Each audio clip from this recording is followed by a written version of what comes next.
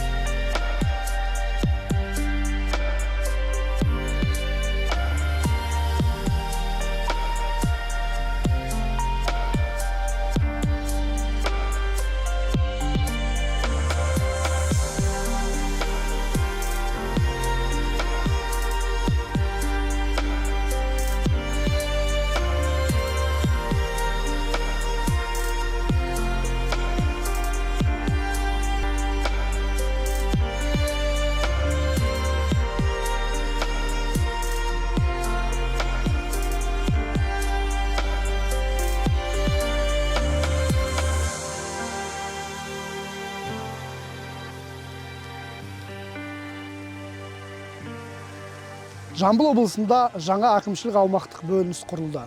Ол Шу ауданынан бөлініп шыққан қазіргі Мойынқұм ауданы. Сол тұстан бастап Мойынқұм өңірі дамудың даңғыл жолына түсе бастады.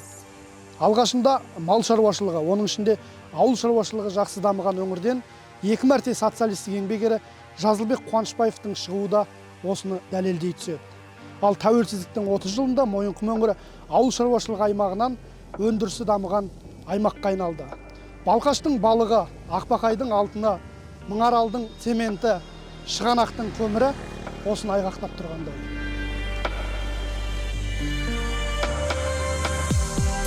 Бар болғаны 60 жылдық тарихы бар бұл аудан кешегі Керей мен Жәнібек хандар Қазақ хандығының алғаш туын тіккен. Жыралыбы Жамбыл Жабаевтың кіндік қаны тамған, белгілі сазгер Шәмші Қалдаяқов Мойынқұмда ауылым деп ән арнаған, махаббаттың символына айналған Құралай сұлудың кесенесі тұрған, 2 мәрте социалистік еңбек ері Жазылбек Қуанышбаевтың, халық қаһарманы Қайрат Рысқұлбековтың ел екенін әрқашан мақтан етеді. Елібай жері дархан Мойынқұм дегеніңіз бітпейтін құт, таусылмайтын береке, тұнған байлық мекені.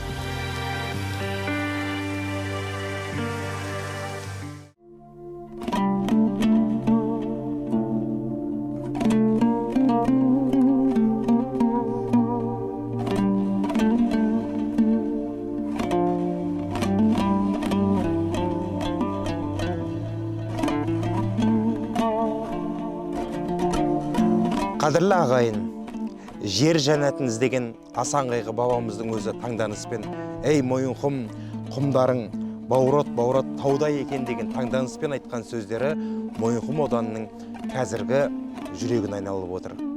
Мойынқұмым ер жүректер мекені, онда қайсар жандар мекен етеді. Геолог пенен шахтерлар көп бізде, құрыш қолды құрылысшы да жетеді. Бұл өңірде сәкен өткен, сән өткен. Бұл өңірде ер Жазылбек еңбегімен гүл өткен. Бұл өңірде Жамбыл туып жыр төккен. Бұл өңірде қазағыма қайрат сынды батырларым тәуелсіздік әперген. Алып жатқан Жамбыл хантау етегін, Мойынқұмым менің асыл мекенім.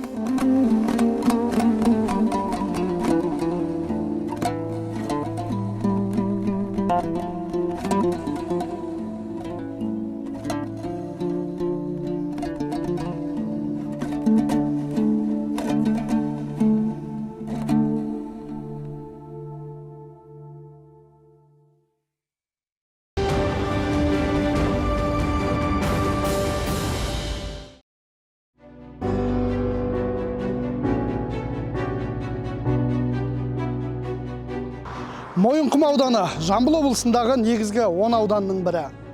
Мойынқұм өңірінің басты ерекшелігі жерінің дархандығы, халқының кеңпейілдігі. Жамбыл облысының 42% жерін алып жатқан Мойынқұм өңірі батыстан шығысқа қарай 330, солтүстіктен оңтүстікке қарай 275 шақырымға созылып жатыр. Осынау үлкен ұлан-ғайыр аймақта бүгінде 29 мыңға жуық халық тұрады.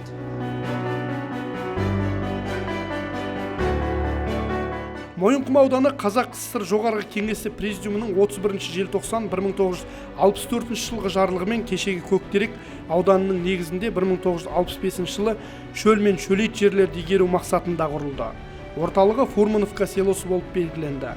Ауданның аумағы 72,1 мың шаршы шақырымды құрайды. Қазақ СССР жоғарғы советі президиумының қаулысы 1964 жылы 31 желтоқсан күні шыққан. 31 желтоқсан. Ал 1965 жылы 13 қаңтар күні жаңағы аудандық партия комитетінің бірінші конференциясы болады. Ауданның партия ұйымының басшылары сайланады. Бірінші хатшы болып Назарбеков Айтбай сайланған. Одан кейін сол күні түстен кейін Мойынқұм аудандық советінің бірінші сессиясы болады. Ол жерде аудандық совет дейді ғой, ол кезде үкімет ол. Соның бірінші сессиясында ауданның басшылары сайланған. Сайланған кезде ол былай болады. Бұрын біз Шу ауданына бағынғанбыз ғой. 65-тің жаңағы 1 январына дейін, білдіңіз бе? Шу ауданның аудандық советінің құрамына Мойынқұм ауданынан сайланған депутаттар бар, Мойынқұм ауданынан. Сол депутаттардың қатысуыменен бірінші сессия өтеді. Аудандық советтің бірінші басшысы болып Досымбаев Әбжапар деген адам сайланды. Орынбасары болып Аяған Оспанов сайланды. Білдіңіз бе? Егенбердиев Шауқан деген кісі орынбасары болып сайланды. Аудан жаңадан құрылғанда оның құрамына көршілес Шу ауданынан Жамбыл, Қызылтаң, Коминтерн, Құмөзек, Сарқырама, Ұланбел, Фурманов, ал Талас ауданынан Жайлаукөл ауылы, Шу қаласынан Ақсүйек, Мирный, Хантау, Шығанақ мекендері енді. Аудан алғаш ұйымдасқанда 297.736 бас қой мен ешкі, 28.179 ірі қара, 4.634 жылқы, 1.390 түйе болған екен. Ол кезде мынау Айдарылдан бастап мынау қазіргі Ұланбелден кейінгі екі ауыл бар ғой. Шығанақ пенен Жайлаукөл. Ол Мойынқұмға кірген сол кезде. Талас ауданының бір ауылы Мойынқұмға кірген. Білдіңіз бе? Кейін Сарысу ауданы ашылды ғой. Талас ауданы ашылған кезде ана совхоздар, ана ауылдар Сарысуға немесе Таласына қарап кетілді. Қазіргі тұрған төменгі жағы Ұланбел, жоғарғы жағы біздің қазіргі Айдарлы ауылы, мына жағы Мирный, Ақсүйек, Шығанақ, Ақбақай, Мұңаралдың осы ауылдар біздің Мойынқұм ауылының есінде қапқан. Аудан негізінен мал шаруашылығымен айналысып, алғашқы 5 жылдақ мал басын өзі төл есебінен көбейткен. Малға қажетті жем-шөп қоры осы өңірден дайындалып, мол табысқа қол жетті. Адал еңбектің арқасында ауданнан 2 мәрте социалистік еңбек ері, даңқты шопан, малшылардың маршалы атанған Жазылбек Қуанышбаев бастаған 10 социалистік еңбек ерлері шықты. Бүгінде оларға арнайы аллея ашылып, бюсттер қойылған. Жамбыл облысының тең жартысын алып 5 миллион 49 мың гектар жерде біздің аудан болып құрылды.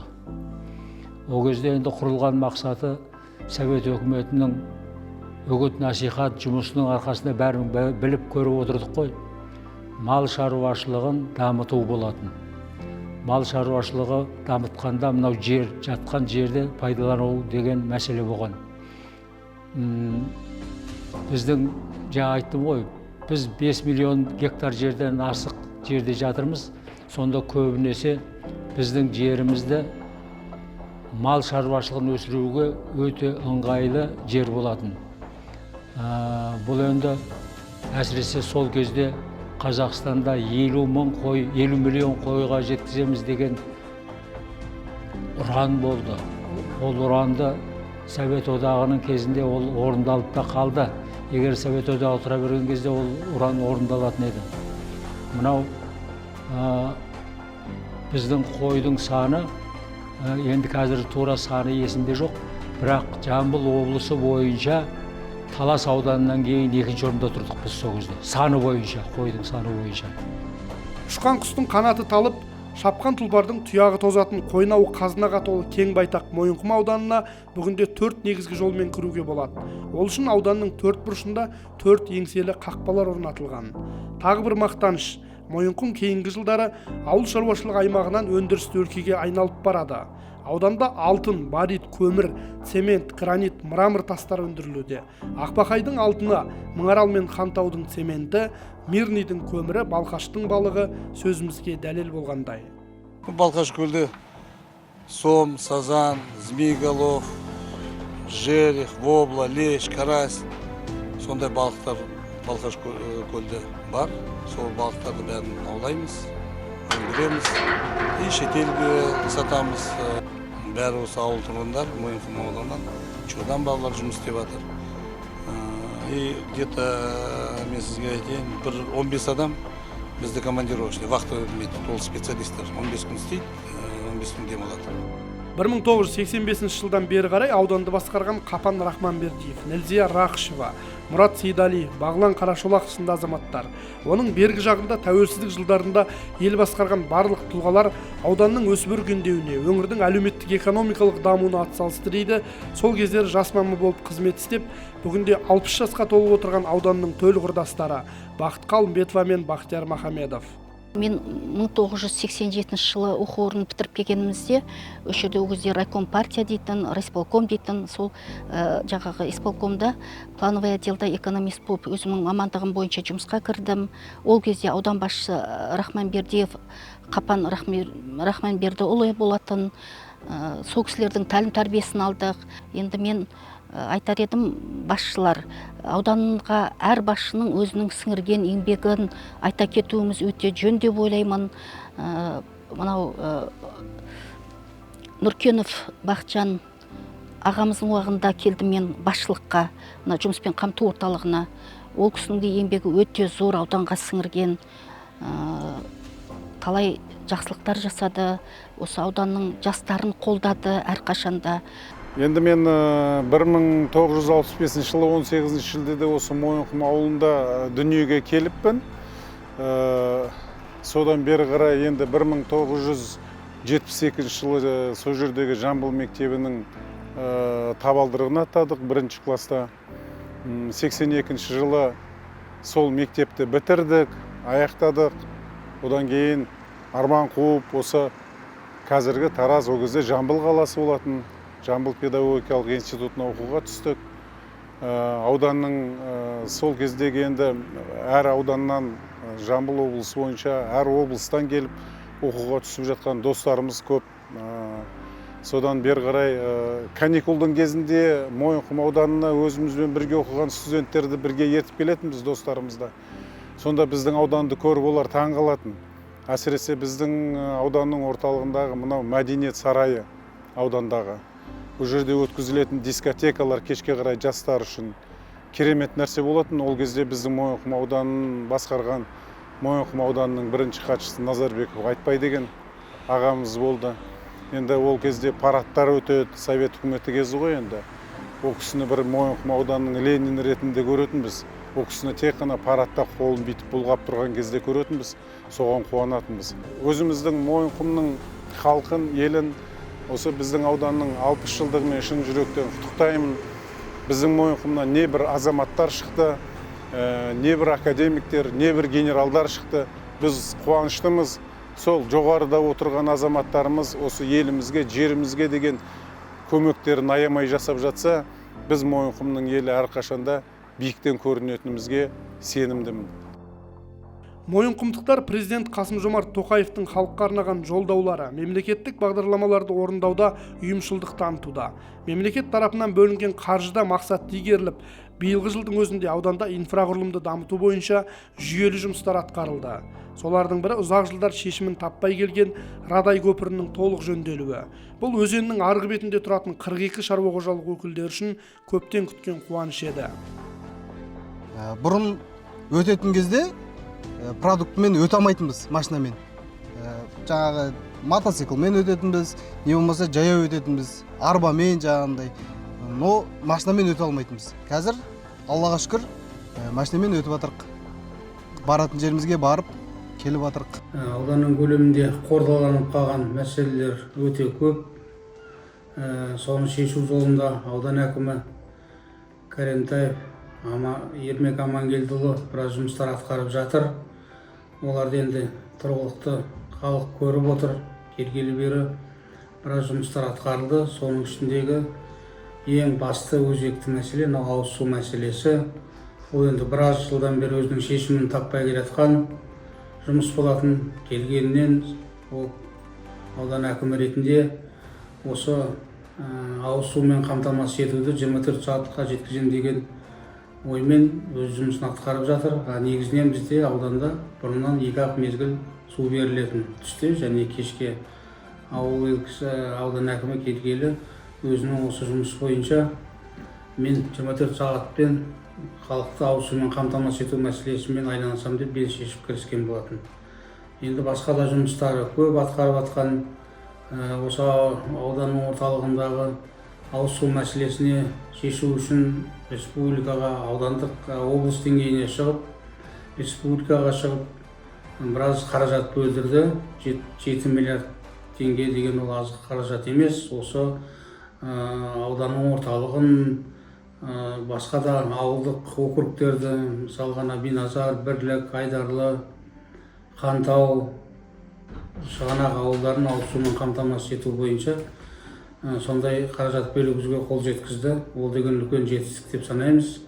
Және осы ауыз су мәселесі бойынша өткенде біраз мәселе туындаған болатын. Соған байланысты аудан әкімінің өзі наптымдан ұңғымалары бар. Біздің ауданның орталығына суды жеткізіп отыратын. Соған басына барып, көзбен көріп, жол жөнекей жіберген жерлерінде жөндеу жұмыстары жүріп жатқан оларды көріп, ауданның орталығында су жинайтын резервуарлардың жұмыстарын көріп, ауданның шығыс жағында жаңадан соғылған резервуар бар, оны да өз көзімен көріп, жақсы тиімді шешімдер қабылдап жатыр. Жөндеу жұмыстарына алда уақытта да қаржылар бөлінетін шығар. Аудан орталығының ішіндегі су құбырларын жөндеу жұмыстарына да біраз қаражат керек. Оған да жұмыстар жүргізіліп жатыр. Өткенде ауыз су мәселесі бойынша мәселе туындаған кезде төтенше жағдай жариялап 9 миллиондай теңгені алып, осы жөндеу жұмыстарына жүргізді. Ауданның ішін көркейту мәселесі бойынша, абаттандыру мәселелері бойынша, жарықтандыру мәселесі бойынша да аудан әкімі үлкен шаруалар атқарды. Атап айтатын болсақ, ауылдың кіреберісіндегі аркаларды жөндеу, қонақтарды күтіп алатын аялдамаларды соғу, көше Амангелді көшесінің бойларын жарықтандыру, Жазата саябағының ішін жарықтандыру, алдына да жарықтар орнату, көшелерді заманауи қоршаулармен орнату мәселелері бойынша да біраз көшенің бойы жөнделді. Амангелді көшесінің бойы. Сондай-ақ ауданда шағын спорт алаңшаларын соғу, жолдарды жөндеу, тозған су құбырларын ауыстыру, аудан орталығындағы орталық алаңды қайта жаңғырту тәрізді құрылыс жұмыстары бар. Оның ең бастыларының бірі ауданның 60 жылдығы қарсаңында Мойынқұм ауылындағы ескі тұрғын үйлердің қасбеттері жөнделіп, балалар алаңшалары салынып, халыққа ыңғайлы жағдай жасалды. Енді биылғы жылға көріп отырсыздар өздеріңіз, барлық үйлердің сырты жөнделіп, жөнге келтіріп, мына жерде балалар ойнайтын алаң салынды, асфальттар төселді. Әрине ол үшін рахметімізді айтамыз осы ауыл тұрғыны ретінде. Тұрғындарға енді қалай қабылдап жатыр? Тұрғындар өте риза, барлығы да ризашылығын білдіріп жатыр. Бұрындары осы жаққа жөндеу жұмыстары жасалмай тұрып, біз орталық алаңшаға, стадионға баратын едік. Ал енді қазір таңда осы алаңшамызға жөндеу жұмыстары жасалғаннан кейін іні қарындастарымызды еш алаңсыз, уайымсыз осы жаққа ойнатамыз. Бүгінде Мойынқұмда тұрғын үй кезегінде тұрған азаматтардың мәселесін шешу жұмыстары мықтап қолға алынды. Аз қамтылған көпбалалы отбасылар, сонымен қатар жалғызбасты аналар да қазір аудан орталығында салынып жатқан жаңа үйлерден пәтер алып, ауданның 60 жылдығына орай үлкен сый болды деп қуанып жатыр. Енді бұл үйді біздің Мойынқұм ауданының әкімі қызым инвалид 1-ші группа. Соған неге тұрғанбыз, өшіретке тұрғанбыз. Өшіретке тұрғаннан кейін әйтеуір осы үйді берді ғой, мына үйді, жаңа үйді. Сөйтіп осында тұрып жатырмыз, қызымыз екеуміз, немерем бар, үшеуміз. Жақсы, ішінің бәрі.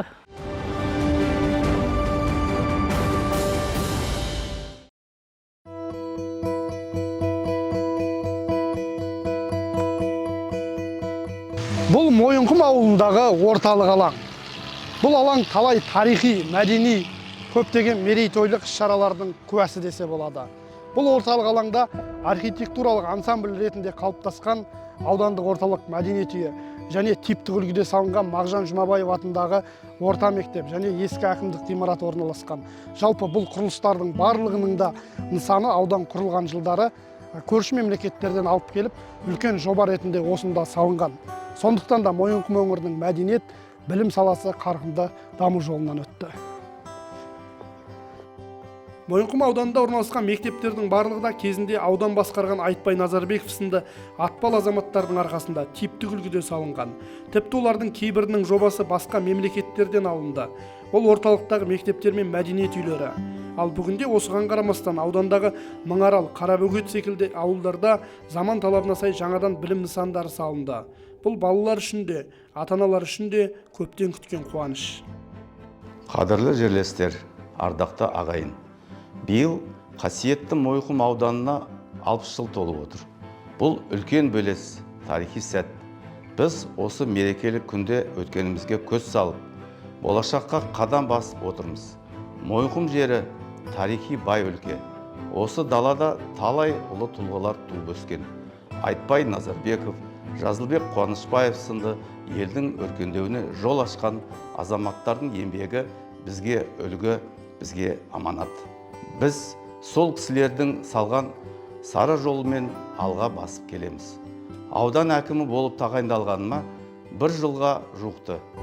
Осы уақыт ішінде елдің жағдайын көріп, тұрғындардың мұң-мұқтажын тыңдап, нақты қадамдар жасап жатырмыз. Басты мақсатымыз ауданымызды дамыту. Ең әуелі инвесторларды тартып, жаңа жобаларға жол ашудамыз. Игерілмей жатқан жерлерді мемлекетке қайтарып, қолынан іс келетін азаматтарға үлестіріп беріп жатырмыз. Бұл ауыл шаруашылығын дамытуға үлкен серпін береді. Сонымен қатар тұрғын үйлер салу, ескі ғимараттардың шатырын ауыстыру, сыртқы келбетін жақсарту жұмыстары жүріп жатыр. Жолдарды жөндеуге де ерекше көңіл бөлудеміз. Ал ең басты мәселе ауыз су. Бұл бағытта түбегейлі шешім қабылдап, жобаларды іске асырып жатырмыз. Алдағы уақытта Мойынқұм халқы тұрақты әрі сапалы ауыз сумен қамтамасыз етілетін болады. Жалпы Ермек Карентаев ауданға әкім болып келген соңғы 1 жылда Мойынқұмда әлеуметтік салаға да жақсы көңіл бөлінді. Ауыл шаруашылығы, оның ішінде суармалы егістік қайта қолға алынды. Аудан диқандары жүгері, тары, арпа, жоңышқа, көкөніс егіп, одан мол өнімге қол жеткізіп отыр. Қазір Мойынқұм ауданына газ тарту жұмыстары қолға алынған. Алдағы жылдары Мойынқұмдық ағайын көгілдір отынға қол жеткізеді деп күтілуде. Көптеген шаруашылардың басты мәселесі болған Радай көпірінің құрылысы аяқталды. Қияқты ауылында да көп қабатты тұрғын үйдің шатыр толықпен жөндеуді өтті. Қарабөгет және Манарал ауылдарында жаңа заманауи стандарттағы мектептер қолданысқа берілді. Сарыөзек ауылында медициналық тірек халық игілігіне берілді. Барлық ауданымызда аудандық бюджеттен қаржы қойылып, шағын футбол алаңдары қамтылды. Айдарыл ауылында мәдениет үйінің ғимараты құрылысы аяқталып, жаңа спорт кешені салынды. Бұл мәдениет, білім, спорт және әлеуметтік саланы дамытуға маңызды қадамдар.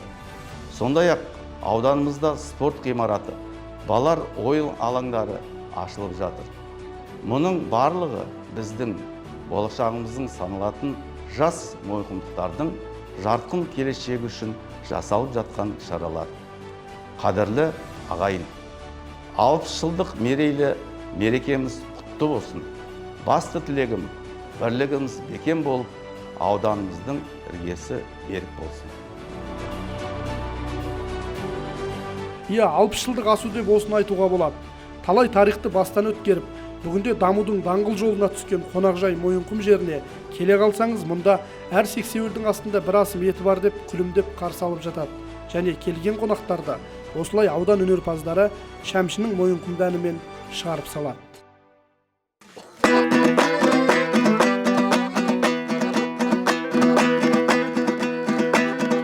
Мойынқұмда жайлы